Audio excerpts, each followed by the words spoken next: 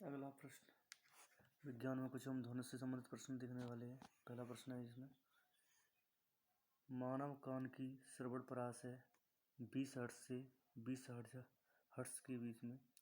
दंड चुंबक के केंद्र में चुंबकत्व होता है 0।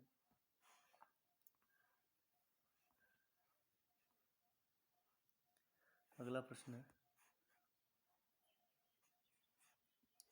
1 सेकंड दोलक को रॉकेट में माउंट किया गया, इसका दोलनकाल घटेगा यदि रॉकेट ऊपर की ओर समान वेग वृद्धि से बढ़ता है। पेंडुलम की घड़ी की समयावधि होती है, कितनी होती है? 2 सेकंड। गर्म में भ्रूण के विकास को जानने के लिए उपयोग किया जाता है पराध्वनि तरंगों को। रेडियोथेरेपी में अल्फा विकिरण का प्रयोग नहीं किया जाता, यह लागत प्रभावी नहीं है। एक पुरानी लिखी हुई धुंधली सामग्री को आसानी से पढ़ी जा सकती है किसके द्वारा? IR किरणों के द्वारा। विद्युत चुम्बकीय तरंगों का वेग होता है 3 × 10⁸ मीटर प्रति सेकंड। अगला प्रश्न है, लोलक की कलावधि लंबाई के ऊपर निर्भर करती है। सेकंड लोलक का आवर्तकाल होता है 2 सेकंड। बिल्ली के सुनने की आवृत्ति विस्तार होता है 45 हर्ट्ज से 64 किलोहर्ट्ज तक। जब ध्वनि तरंग के रूप में चलती है तो उसे माध्यम के कण अपनी औसत स्थिति को छोड़े बिना ऊर्जा को स्थानांतरित करते हैं। अगला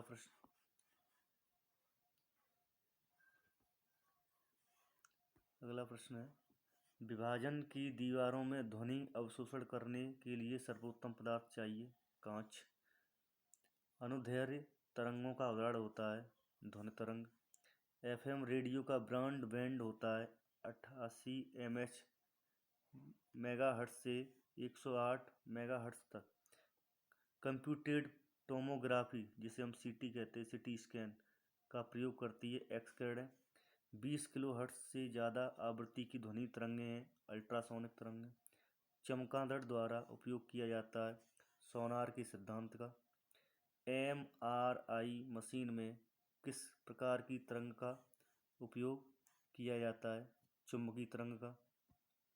अगला प्रश्न, वायु में ध्वनि तरंग होती है अनुदैर्ध्य तरंग, हर्ट्ज में मापा जाता है आवृत्ति। एक सूक्ष्म तरंग ओवन में उत्सर्जन का स्रोत है मैग्नेट्रॉन।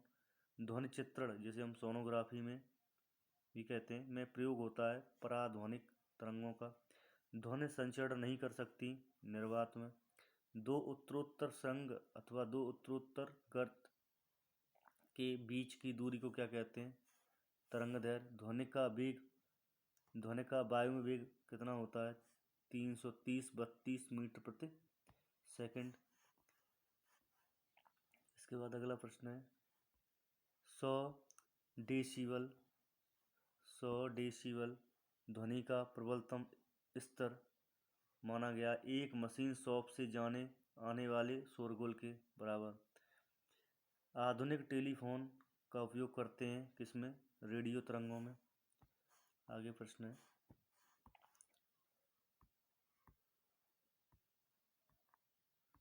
अगला वाला प्रश्न है ऊष्मा तथा तापमान से संबंधित, जिसमें पहला प्रश्न है,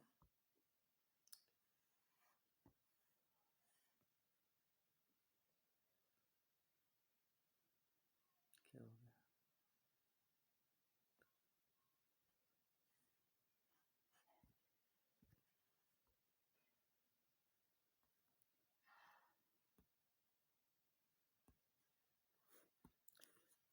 अगला प्रश्न है,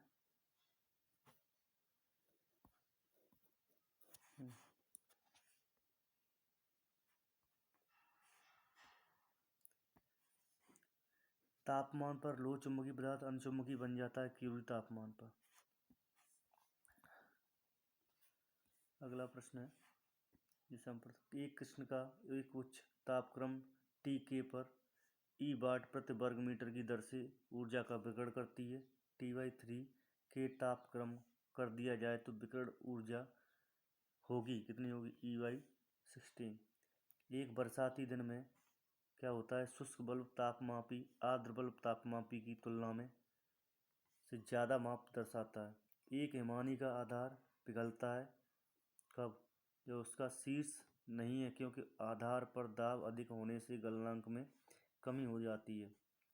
अधिक ऊंचाई पर उबलते हुए पानी में सब्जी पकने से अधिक समय लेती है, क्योंकि इसका मुख्य कारण है ऊंचाई बढ़ने पर उबलते हुए पानी का तापमान घट जाना। अगला प्रश्न है, प्रतिदीप्त प्रतिदीप्त प्रतिदीप्त ट्यूब में प्राय उपयोग किया जाता है मरकरी वाष्प तथा आर्गन। जब एक गर्म द्रव को एक मोटे कांच के गिलास में डाला जाता है तो गिलास चटक जाता है, क्यों, क्योंकि ताप का कुचालक है, इसलिए गिलास की केवल आंतरिक सतह फैलती है। अगला प्रश्न है, एक रेलवे में दो क्रमागत पटरियों को उनके बीच अंतराल के साथ अंत से अंत तक जोड़ा जाता है, क्योंकि गर्मी में रेलों के विस्तार के कारण होने वाली दुर्घटनाओं से बचा जा सके। अगला प्रश्न है, गर्मियों में सफ़ेद कपड़े पहनना ज़्यादा आरामदायक होता है, क्योंकि वे उन पर पड़ने वाले ताप को परावर्तित करते हैं। पृथ्वी तल की तुलना में पहाड़ियों में भोजन पकाने से अधिक समय लगता है, क्योंकि पहाड़ियों में वायुमंडल दबाव मैदानी इलाकों की तुलना में कम होता है, इसलिए पानी 100 डिग्री सेल्सियस से कम तापमान पर उबलता है, जिससे खाना पकाने के समय वृद्धि होती है। वह ताप बिंदु जिस पर ठोस, द्रव, गैस अवस्थाएं एक साथ रह सकती हैं कहलाता है त्वरित बिंदु। यह रेफ्रिजरेटर के दरवाजे कुछ घंटों के लिए खुले छोड़ दें तो कमरे का तापमान क्या होगा, बढ़ जाएगा। अगला प्रश्न है, प्रेशर कुकर में खाना जल्दी पक जाता है, क्योंकि उच्च दाब के कारण पानी उच्च तापमान पर उबल लगता है। अगला प्रश्न है, एक पंखा गर्मी के समय में आराम की अनुभूति पैदा करता है, क्योंकि हमारा पसीना तेजी से वाष्पित हो जाता है। अगला प्रश्न है, पानी एक उत्कृष्ट शीतलन का कारक है, क्योंकि उच्च विशिष्ट ऊष्मा के कारण। अगला प्रश्न है, एक सुचालक को दूसरे चार्ज किए गए सुचालक के पास लाकर बिना संपर्क बनाए चार्ज करने की प्रक्रिया क्या कहलाती है, प्रेरण। बहुत ठंड के समय में पानी का जलीय जीवन को संरक्षित करने में मदद करता है, वो है विस्तार। अगला प्रश्न है, यदि एक फुलाया हुआ गुब्बारा जलते बल्ब के पास लाया जाता है तो वह फट जाता है, क्योंकि गुब्बारे के अंदर की हवा गर्म हो जाती है और गुब्बारे के भीतरी दीवार पर दबाव बढ़ जाता है। दाब के बढ़ने पर किसी पदार्थ के उबाल बिंदु पर प्रभाव बढ़ता है। ऊष्मा का सबसे अधिक कुचालक कौन है, पारा। अधिक ऊंचाई पर द्रवों का क्वथनांक है, घटता है। जब वैद्युतिक ऊर्जा गति में परिवर्तित होती है तब कोई ऊष्मा की हानि नहीं होती है। ऊंचे स्थान पर 100 डिग्री सेल्सियस से कम तापमान पर खोलने लगता है, क्यों, क्योंकि निम्न वायुमंडलीय दबाव पर पानी का क्वथनांक कम हो जाता है। वाष्प से जलने पर खोलते पानी से जलने की अपेक्षा अधिक तकलीफ होती है, क्यों होती है, क्योंकि वाष्प में गुप्त उत्ताप होता है। ऊष्मक की कुंडली बनी होती है नाइक्रोम की। मिट्टी के घड़े में जल का शीतल बना रहना निर्भर करता है बाह्य तापमान, वातावरणीय आर्द्रता और वायु, इन तीनों पर।